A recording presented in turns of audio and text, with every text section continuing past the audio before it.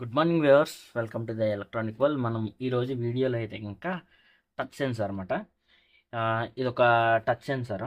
దీని module name వచ్చేసరికి like TP సిరీస్తో start అవుతుంది.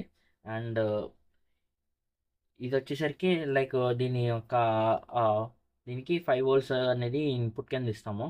అండ్ 3.3 ఇచ్చినా సరే ఆపరేట్ అవుతుంది. అండ్ ఐఓ పిన్ మాట ఒక ఒక అవుట్పుట్ అయితే ఉన్నది. అండ్ ఇది కెపాసిటివ్ టచ్ సెన్సార్ అనమాట. సో ఇది అసలు ఎట్లా పనిచేస్తుంది అనేది మనము ఈ వీడియోలో అయితే చెక్ చేద్దాము. సో దీనికి నేను 5 వోల్ట్స్ ఇవ్వాలి కాబట్టి నేను రెగ్యులేటెడ్ పవర్ సప్లై నుంచి 5 వోల్ట్స్ అవుట్పుట్ అయితే తీసుకుందాం. First 5 volts 1 amp. ఓకే, తీసుకున్నాం.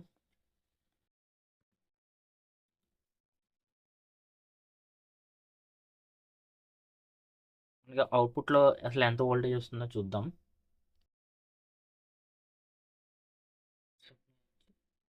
5 వోల్ట్స్ కరెక్ట్గా వస్తుంది. సో ఈ 5 వోల్ట్స్ని మనం దీనికి పెట్టి ఆ టచ్ సెన్సిటివిటీ అనేది చెక్ చేద్దాం.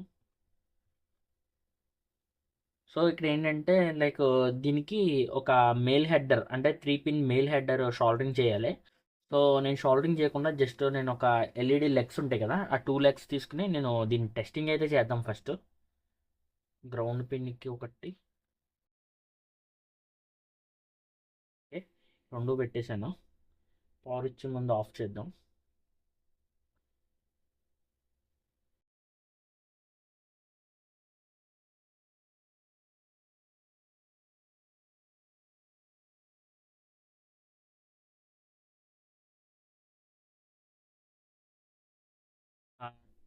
2 టెర్మినల్స్ అయితే నేను జస్ట్ కనెక్ట్ చేసి పట్టుకున్నాను.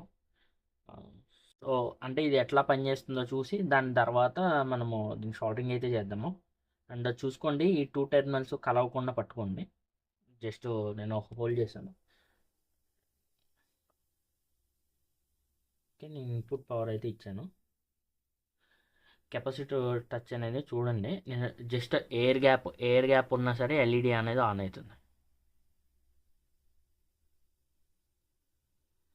ఒక టూ ఎంఎం గ్యాప్ ఉన్నా సరే ఎల్ఈడి అనేది అంటే ఆ కెపాసిటివ్ సెన్సిటివిటీ అనేది అది క్యాచ్ చేసేస్తుంది అనమాట. సో ఇక్కడ ఏం చేద్దామంటే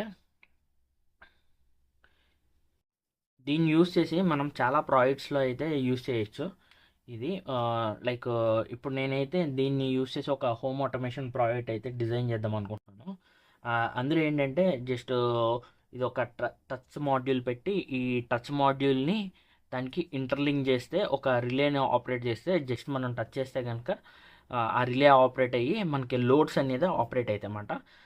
సో ఇది ఏంటంటే ఇక్కడ ఒక్కొక్క వీడియో బై వీడియో అంటే స్టెప్ బై స్టెప్ వెళ్దాం అనుకుంటున్నాను. సో ఇంకా ఎవరైనా ఎలక్ట్రానిక్ వరల్డ్ని సబ్స్క్రైబ్ చేసుకోకపోతే కనుక సబ్స్క్రైబ్ చేసుకోండి.